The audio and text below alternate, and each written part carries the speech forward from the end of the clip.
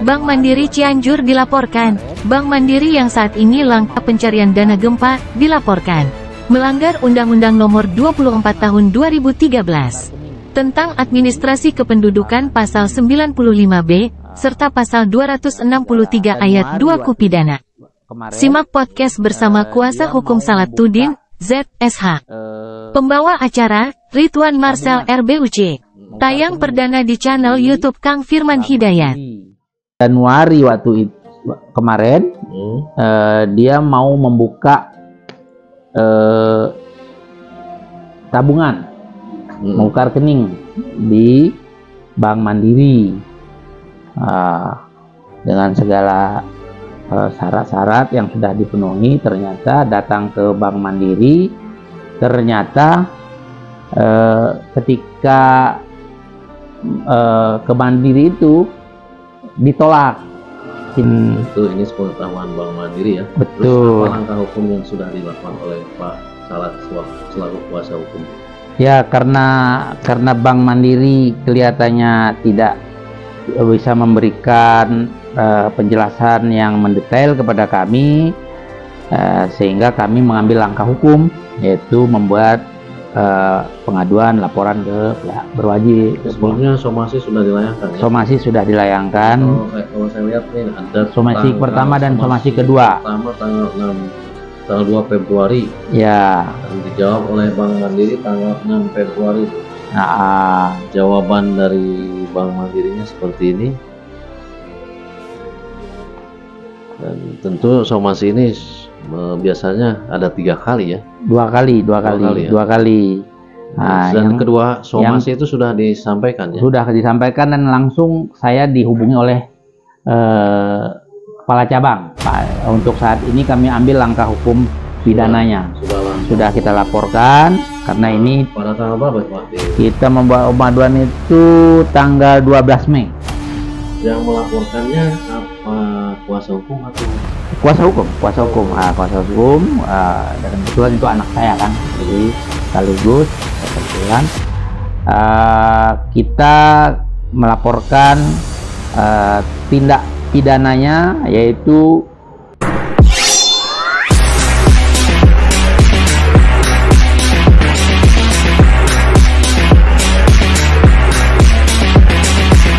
ya. Assalamualaikum warahmatullahi wabarakatuh. Pemirsa Mensos RBUC, penggemar YouTube Kang Firman Hidayat, ini selebgram atau dimanapun Anda berada. Hari ini kita berada di kantor hukum Salatuddin Gayo and Partner. Nah, pada kesempatan ini sebetulnya ini kasus yang sudah lama ya, yang pernah diutarakan dan dilaporkan mengenai penanganan gempa Kabupaten Cianjur. Ada perkara yang sudah masuk ke penyidikan ya, sudah di BAP. Untuk lebih jelasnya mari kita tanya narasumber sebagai kuasa hukum dari korban, yaitu Pak Salatuddin Gayo. Selamat siang Bapak Salat. Selamat siang Pak Marcel. Pak. Ya, mungkin bisa dijelaskan nih Pak, perkara yang menyangkut dengan apa yang sedang berproses di kepolisian ini, perkaranya yang ditujukan ke pihak Bank Mandiri ya. Ya. Dalam penanganan gempa Cianjur, bisa dijelaskan kronologisnya seperti apa dan apa yang dituduhkan terhadap, pasal apa yang dituduhkan terhadap? Ya, baik, karena ini kan sebenarnya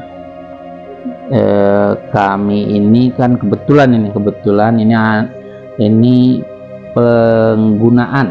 penggunaan NIK, nomor induk kependudukan, yang kebetulan ini atas nama Justipa Resi Musdalifah, kebetulan juga anak saya Justipa Resi Musdalifah, kebetulan juga anak saya, korbannya adalah anak saya sendiri. Kebetulan ini kan Justipa ini PNS di Kemensos, kebetulan dinasnya di Sukabumi, tetapi karena pada bulan berapa ini, bulan Januari waktu itu kemarin, dia mau membuka tabungan, membuka rekening di Bank Mandiri, dengan segala syarat-syarat yang sudah dipenuhi. Ternyata datang ke Bank Mandiri, ternyata ketika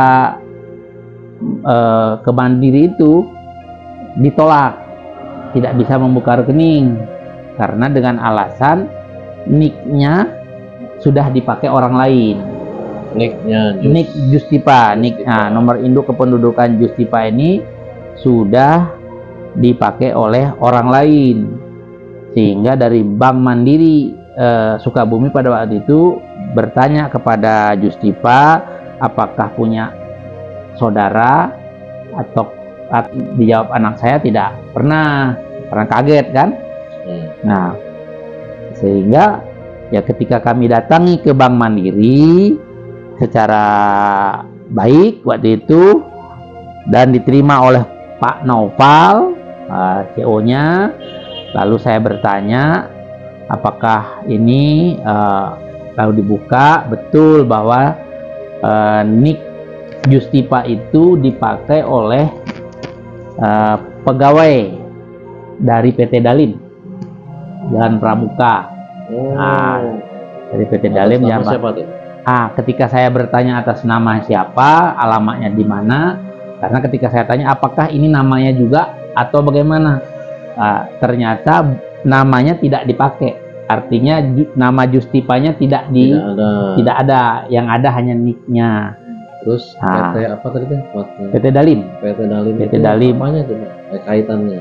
Kita juga nggak tahu, makanya kita nggak tahu kan. Apa namanya dari PT Dalim ini NIK Justipa? Karena pas begitu kita tanya, ternyata katanya waktu pembukaan rekening oleh PT Dalim itu di Bank Mandiri, ya mereka membuka rekening secara kolektif. Tetapi ketika saya minta nama yang bersangkutan, alamat yang bersangkutan, Bank Mandiri tidak memberikan, walaupun saya tahu itu kerahasiaan bank, kan? Ya makanya ketika kita somasi yang kedua, apa yang dilakukan oleh perusahaan setelah tahu ada kejadian seperti ini, ada diduga ada penggunaan NIK anak yang dipakai oleh PT Dalim. Tentu ini sepengetahuan Bank Mandiri ya. Betul. Terus apa langkah hukum yang sudah dilakukan oleh Pak Salat selaku kuasa hukum?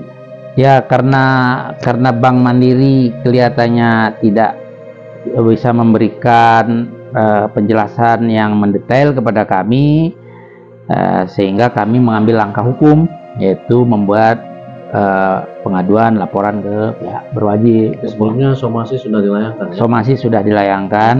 Kalau saya lihat nih ada somasi pertama dan somasi kedua. Pertama tanggal 2 Februari. Ya. Dan dijawab oleh Bank Mandiri tanggal 6 Februari. Jawaban dari Bank Mandirinya seperti ini.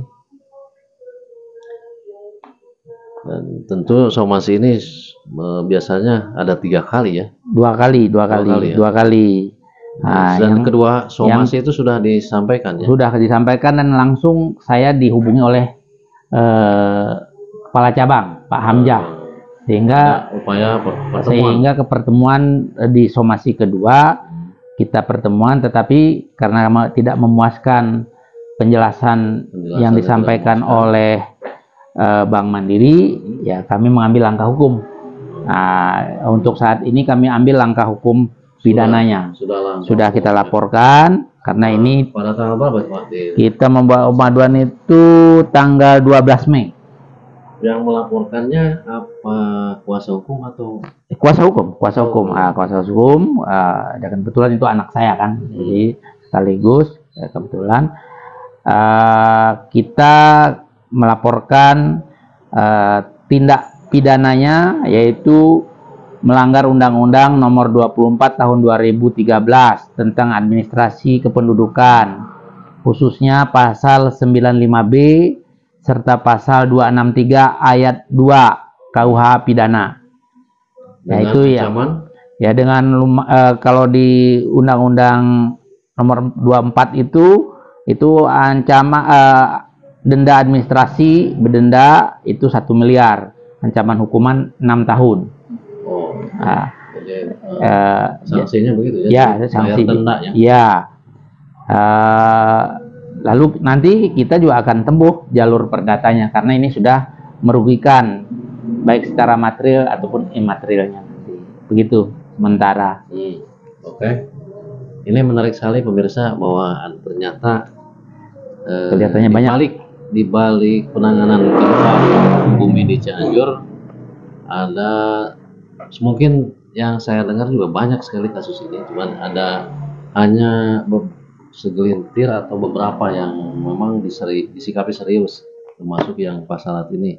Maksudnya disikapi serius adalah diproses secara hukum. Tentu ini akan menjadi pelajaran untuk kita semua, dan kita cukupkan kronologis dari pelaporan ini. Nanti kita akan lanjut ke pihak penyidik, langkah apa yang akan dilakukan oleh penyidik di dalam proses pemeriksaannya. Akhirnya rencananya tuh kayak menurut informasi apa itu Pak yang terakhir dari penyidik? Informasi terakhir kemarin kebetulan tanggal 31 ya, itu pemeriksaan dari pihak PT Dalim. Pemeriksaan PT Dalim dulu ya, itu PT sudah Dalim dilakukan atau belum? Sudah dilakukan kemarin. Jadi terus yang nanti minggu depan pemeriksaan dari pihak Bank Mandiri. Jadi menurut informasi dari kuasa hukum, minggu depan itu akan ada pemanggilan dari penyidik kepada pihak Bank Mandiri. Bank Mandiri. Bagaimana kisah selanjutnya kita saksikan, terus pantengin channel ini ya. Wabillahi taufiq wal hidayah. Wassalamualaikum warahmatullahi wabarakatuh. Waalaikumsalam.